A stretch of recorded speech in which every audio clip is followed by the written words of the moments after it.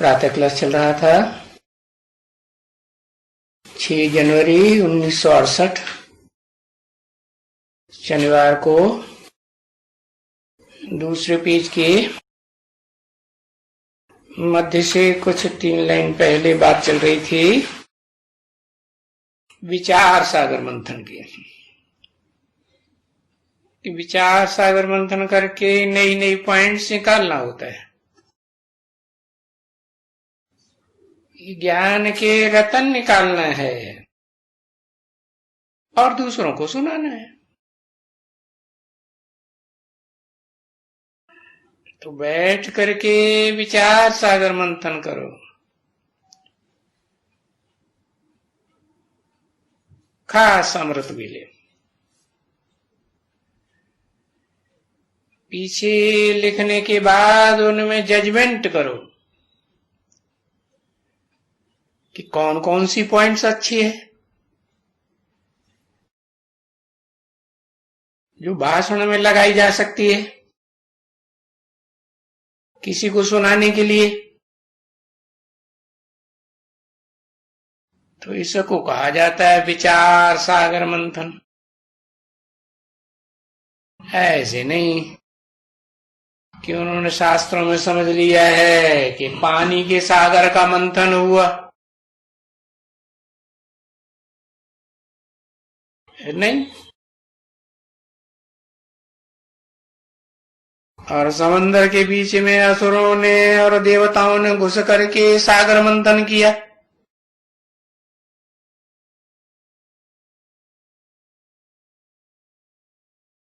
बाबा का तो है ही ना पार्ट बजाने का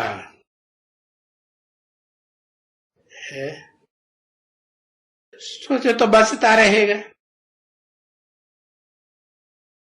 जैसे मनुष्य हैं, चलते हैं, खाते हैं, पीते हैं, फिरते हैं।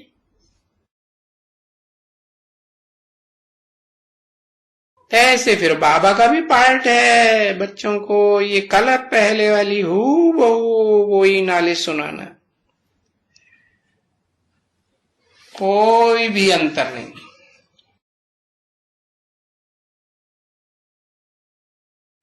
ये भी तो समझ की बात है ना। और फिर बच्चे समझते हैं कि नीचे तो सबको ही उतरना है कि कोई रह जाएगा जिसको नीचे ना उतरना हो है? अरे जब supreme soul heavenly god father है, जो हेवन का रास्ता बताने वाला है, वो ही ऊंच से नीचे आता है कि नहीं? हाँ। और फिर मनुष्य सृष्टि का बाप हीरो पार्टधारी वो ऊपर ही रहता है, ऊंचाई ऊंचा पार्ट बजाता है सदा काल के, कभी नीचे आता भी है। हाँ आता है। तो सबको नीचे आना है।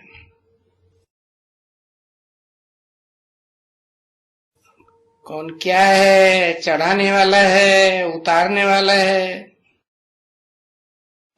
ऐसे कोई है नहीं है। ऐसे नहीं कि कोई क्राइस्ट वगैरह आए, धर्म पिता हैं और आकर के ऊपर चढ़ाया।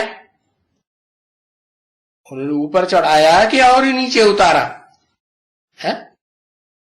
ऊपर चढ़ाया क्या? नहीं। भले उनका ये अल्लाह मियां कहो है। कौन? वो तो उन्हीं को ऊंचे थे, ऊंचा समझते हैं। अल्लाह हमारा नहीं ऊंचा, तो क्या चढ़ाएंगे? तो देखो बुद्धि से बड़ा काम लेना पड़ता है कि जो भी मनुष्य आते हैं कि बरोबर है कि पहले तो इस सृष्टि में ऑटोमेटिकली सुख भोगते हैं। पहले सुख, क्योंकि आत्मा ही सतो प्रधान आती है। फिर इंद्रियों से सुख भोगते भोगते शक्ति क्षीण होती जाती है, दुख होता जाता है। इंद्रियों में जितनी शक्ति होगी उतना ही सुख भोगेंगी ना। तो हर एक मनुष्य को नहीं तो सिर्फ दुख मिले, नहीं तो फिर सुख भी चाहिए ना, क्योंकि एक्टर्स हैं तो उनको सुख भी चाहिए। तो ये बड़ा रिफाइंड नाटक बना हुआ है। ये खेल ही है सुख दुख का, समझा ना। ऐसे तो नहीं कि सदा काल कोई आत्मा के लिए सुख ही सुख बना रहेगा या दुख ही दुख बना रहेगा, ऐसे तो होता ही नहीं। गाते भी हैं सदा एक सा समय किसी का सुना और नहीं देखा है। ये तो करके बाबा कभी ऐसे ऐसे कहते हैं जो कोई ने पहले भी सुना होगा। बाकी जो ड्रामा बना हुआ है वो बहुत अच्छा बना हुआ है। बुद्धि से बैठ करके समझो और समझाओ। तो किसमें ड्रामा को समझने और समझाने में विचार सागर मंथन की बड़ी मेहनत चाहिए, बहुत दरकार रहती है कि किसी को कैसे समझावे, है कैसे गहराई से बतावे।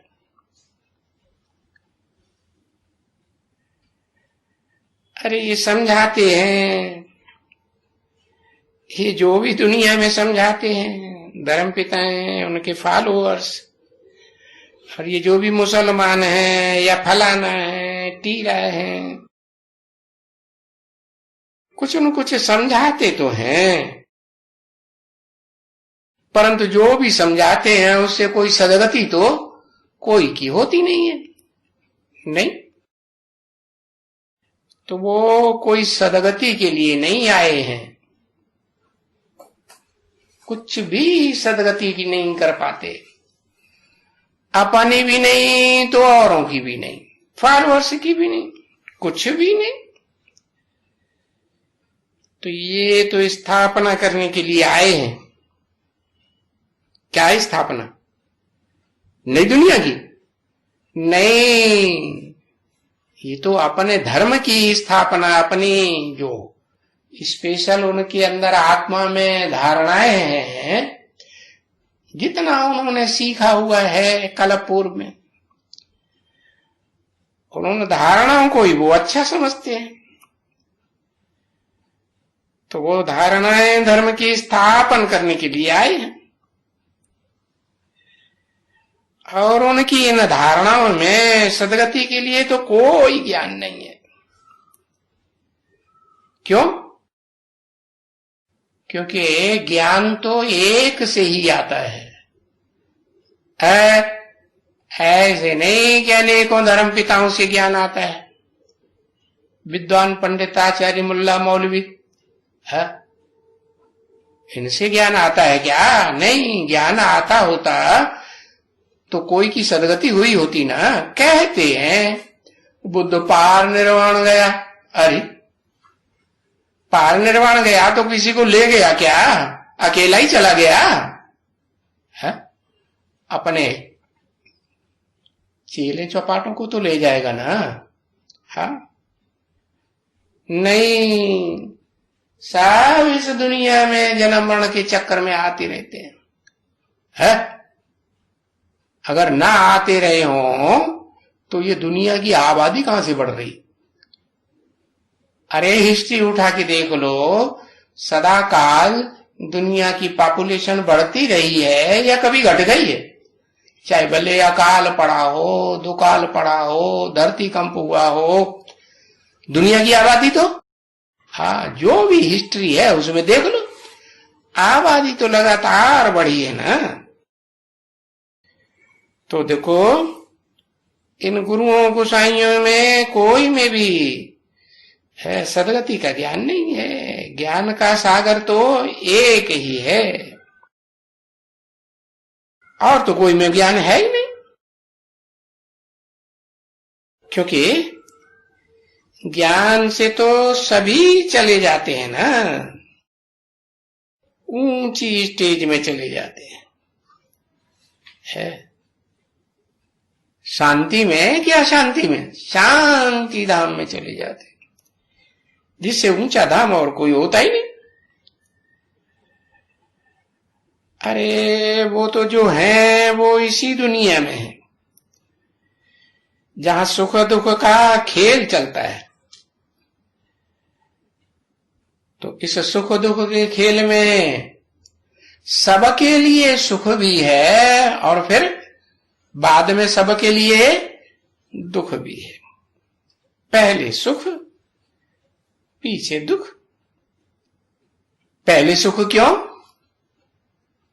क्योंकि जो भी आत्माएं सृष्टि रूपी रंगमंच पर उतरती हैं और सत्तलाम से, सत्तलोक से उतरती है ना, तो सत्व प्रधान होने के कारण सुखी होती है। तो देखो, सुख जरूर जास्ती है दुख के मुकाबले, क्योंकि फिर भी तो ये ड्रामा है ना बना बनाया, पार्ट बजाते हैं, तो कुछ तो सुख होना चाहिए ना, है कि जो ऊंचे ऊंचे बाप आते हैं, ये किस लिए आते हैं? है? कोई दुख स्थापन करने के लिए आते हैं? नहीं, ये तो आते ही हैं सुख स्थापन करने के लिए। ये कोई दुख स्थापन करेंगे क्या? नहीं, बाप तो आकर के सबको सुख देते हैं। है इस 500-700 करोड़ मनुष्य की सृष्टि में कोई मनुष्य आत्मा नहीं है जिसको बाप ने सुख न दिया हो। फिर दुख क्यों भोगते हैं? क्योंकि बाप तो अभोक्ता है, और ये सब आत्माएं ये तो सब भोगी हैं। तो इंद्रियों से सुख भोगते भोगते ये नीचे गिरती जाती हैं, कमजोर होती जाती है, कमजोर होती जाती हैं, तो दुख अनुभव करती है। तो देखो, बाप तो सबको सुख दे दे, कहा जाता है सर्व का सदगति दाता। तो देखो, सर्व की सदगति तो हम समझाते हैं कि अगर शांति चाहिए विश्व में, तो अभी विश्व में शांति वो इस दुनिया में तो नहीं हो सकती। वो तो एक ही वतन है, मूल वतन, जहां से आत्माएं इस सृष्टि पर आती हैं, शांति धाम है, उसको कहेंगे शांति का धाम,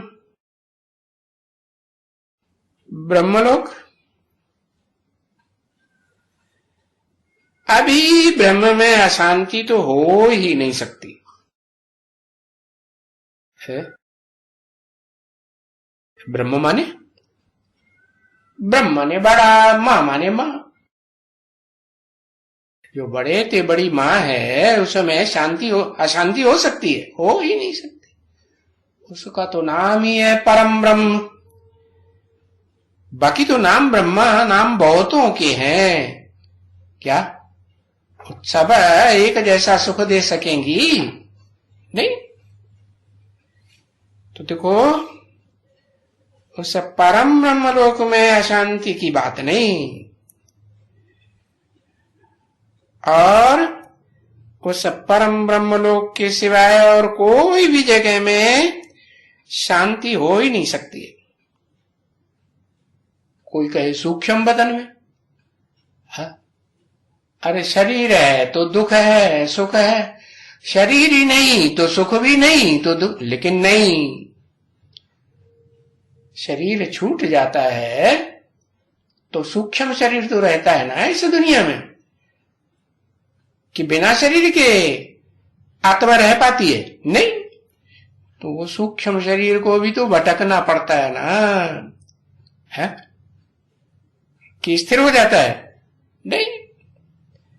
तो देखो सूक्ष्म वतन में भी शांति नहीं हो सकती।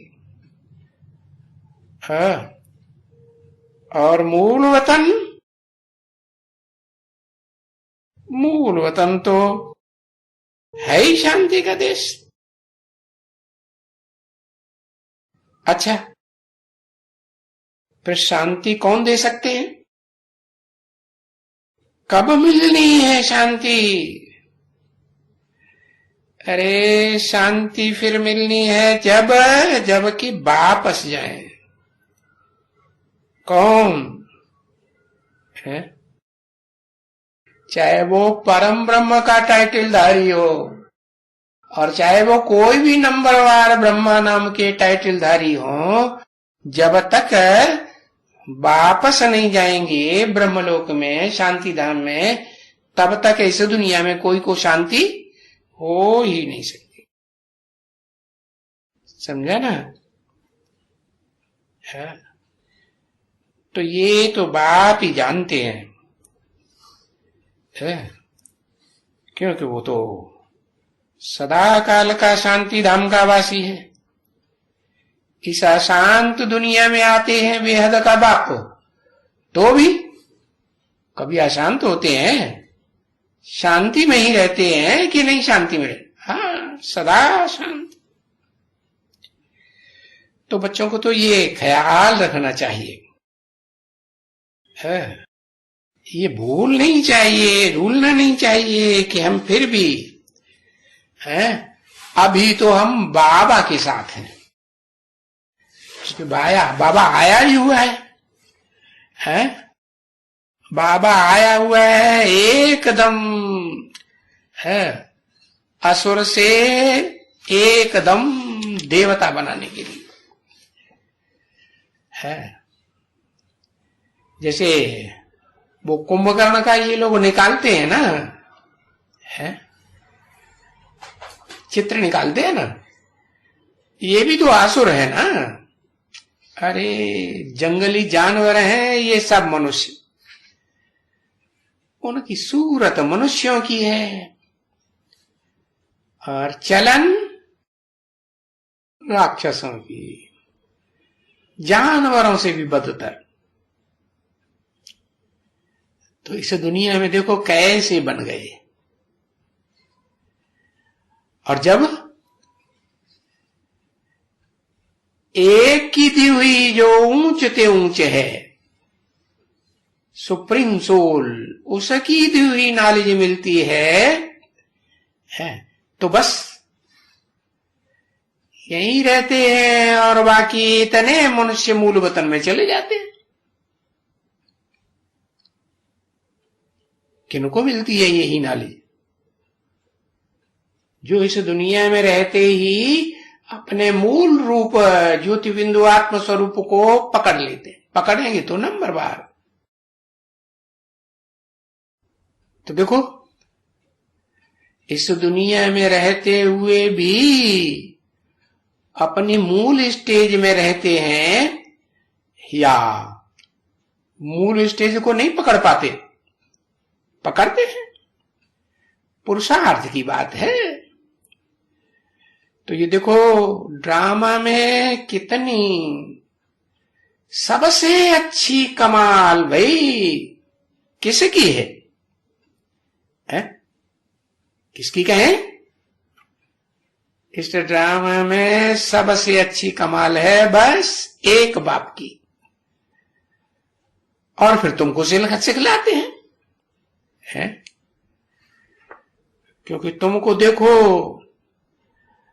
अभी वो ब्राह्मण ही से देखो, है, वो क्या बनाती है? उड़ने वाला परिजात बनाती है ना, देखो ये भी तो बहुत खूबसूरत होते हैं ना। कौन? परियां है। खूबसूरत को परी कहा जाता है। तो ये तो कैसे बनती है इतनी सुंदर खूबसूरत है? ये नेचुरल पढ़ाई है।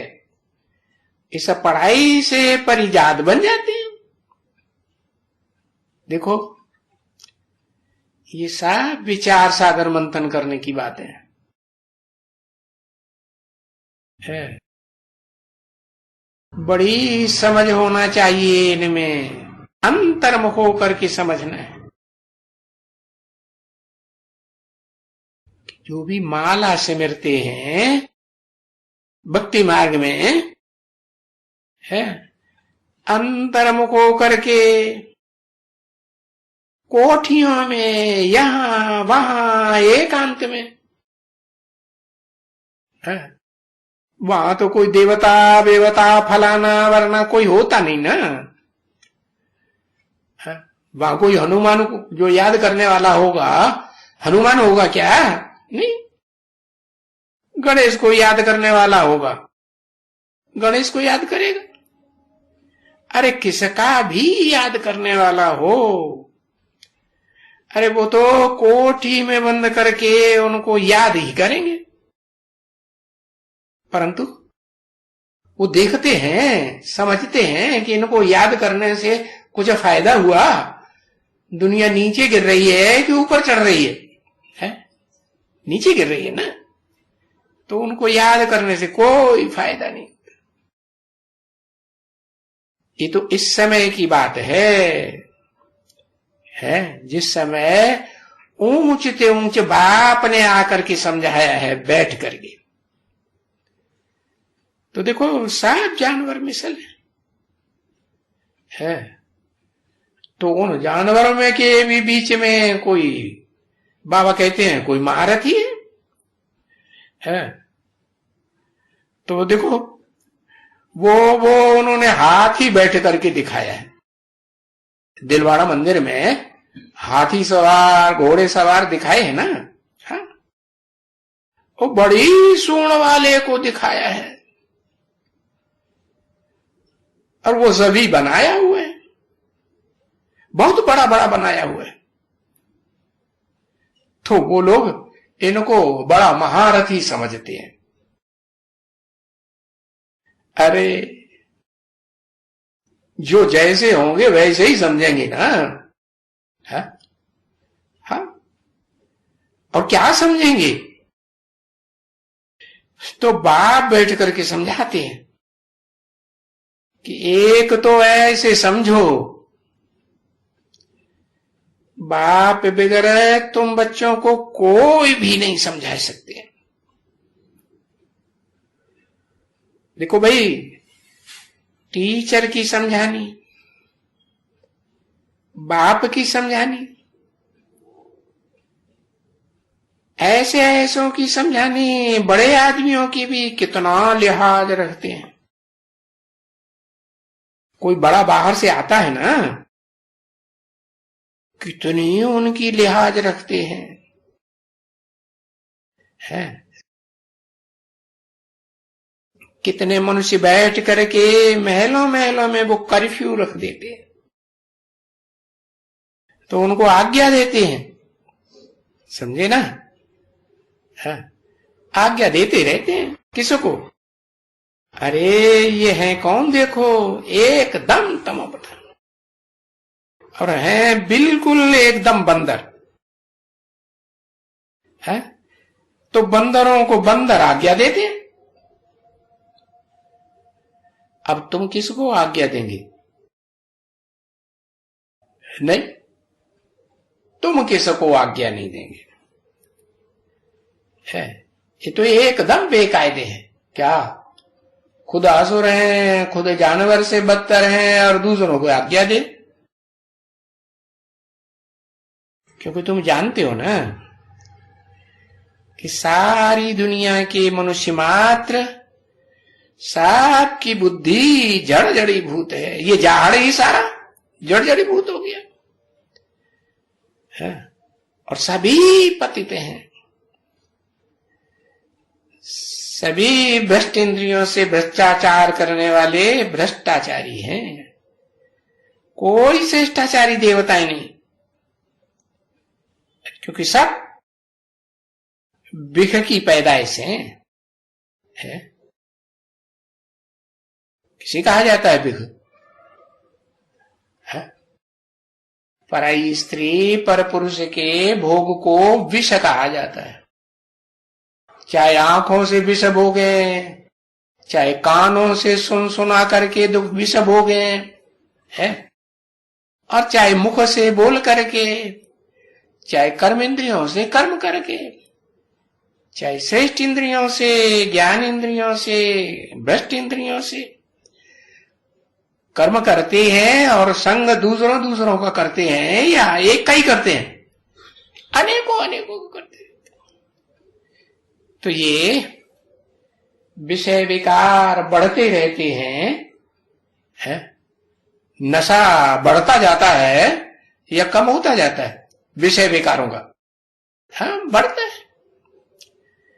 तो ये सारी दुनिया अभी विषय की पैदाइश। और ये विष क्या है? ये कोई दूसरी चीज थोड़ी है। ये मूत है ना, मूत्रेंद्रिय इंद्रिय से निकला हुआ। तो देखो, तुमको मालूम है? अरे इस दुनिया में तो मूत की चीजें भी पैदा होती है? कोई सब्जी खाई मूत की? क्या वो कुकुरमुत्ता पहले पैदा होता था ना? हाँ, अभी उसका नाम रख दिया क्या? है? अरे लिखो, नाम ही भूल गए। मशरूम है, खाई कि नहीं? हाँ खाई। तो देखो, ये मूत की पैदाइश है ना, तुमको मालूम है? ये मूत की चीजें भी पैदा होती रहती है। क्या अभी तो जहां जहां दुनिया में खेती करते हैं वो कौन सी खाद डालते हैं? क्या नाम है उसका? यूरिन की बनी हुई यूरिया, नाम ही क्या रखा हुआ है? यूरिन माने मूत है ना, है? और जितना वो डालेंगे उतना जास्ती पैदाइश होगी कि नहीं? हाँ, दुनिया की आबादी बढ़ रही है, घट रही है। हाँ, किस कारण? हाँ? ये विषय विकारों के कारण बढ़ रही है? या कोई अमृत बरस रहा है? अमृत तो नहीं बरस रहा है। तो जहां अमृत बरसता है, जहां अमृत पीते हैं, वो तो बाप आकर के ज्ञान अमृत फैलाना सिखाते हैं। कैसे बनता है अमृत? ये इंद्रियों से अमृत नहीं बनता है, न ज्ञान इंद्रियों से, न कर्म इंद्रियों से। अमृत बनता है मन बुद्धि, जो अव्यक्त है, जो इन आंखों से देखने में नहीं आती। उस मन बुद्धि के पुरुषार्थ से अमृत बनता है। क्या अमृत? विचार सागर मंथन करेंगे तो मंथन करने से अमृत बनता है। तो देखो, उन्होंने क्या किया? सिखों ने अमृतसर में सिंध की तरफ है, ये वो देखो खुम्बियां खाते हैं। वो ये जो होती है ना, ये बहुत टिंगड़ियां किंगड़ियां सब होती है ना, ये सभी है मूत की पैदाइश। समझे ना? कहां भी समझो, मूत सिर्फ मूत की बात नहीं है। नहीं बच्चे, मनुष्य की इसमें जिसको वो गटर कहते हैं ना, अरे उनमें तो खेतियां हो रही हैं। तुम लोग भी इतना नहीं जानते हो। वो भांड बनता है ना, क्या ये गटर लाइन में जो जाता है ना, वो जो भांड बनता है, इकट्ठा होता है, वो सब खेतों में जाता है। वो मुफ्त में मिलता है क्या? नहीं, वो भी बिकदा है। देखो ये जो कचरा जाते हैं ना, यहां से नाला बह करके जाता है? तुम लोगों को ये बातें मालूम नहीं है। तो ये जो नाले बह करके जाते हैं ना, खेती में पड़ते हैं। हाँ, तो इसको भी वो कहा जाता है भांड। हाँ, वो क्या कहते हैं अंग्रेजी में? किसी ने कहा फर्टिलाइजर। हाँ, हिंदी में क्या? खाद। हाँ, ये फर्टिलाइजर। ये तुम्हारा जो मूत है ना, कचरा ही कचरा है ना, वो जाकर के फर्टिलाइजर बनते हैं। और फिर फर्टिलाइजर तो देखो कितना बिकता है, बिकता ही है। तो वो तो देखो नाले बह बह करके वो जा करके बनते हैं ना। बॉम्बे में भी कोई जगह होगा जो कोई इस खेती में जा करके पड़ता होगा? नहीं, तो फिर वो समुद्र में गिरता होगा। अब आखिर दुनिया का जितना भी कचरा है, चलो नदियां बहा के ले जाती हैं या नाले नदियों में गिरते हैं, तो नदियां कहां ले जाती हैं? आखिरीन कचरा कहां जाता है? सागर में जाता है ना। वो तो जड़ सागर है। और बाप क्या बताते हैं? ये जितना भी कचरा है दुनिया से पैदा होता है, ये सारा ही कचरा विषय विकारों का कौन अपने अंदर समा के रख लेता है? सब समाया जाता है। कौन? सागर। हाँ, तो देखो